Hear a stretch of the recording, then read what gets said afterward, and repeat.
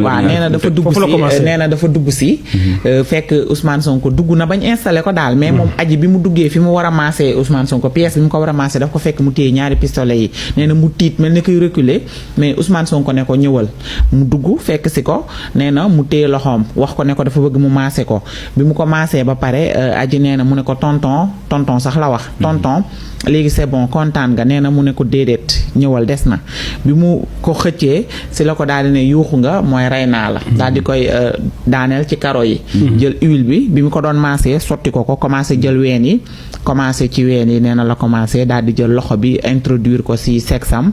ci la ko daal di forcé def ak moom rapport foofu ci karo yi ba pare ne ko wax nga mooy dàq nañ la fii ci Sweet Beauté benn te li ci gën a garaaw mooy sama ay homme maanaam ñoo xam ne man la ñuy liggéeyal mën nañ la faire disparaître léegi donc tu as intérêt à te taire waroo wax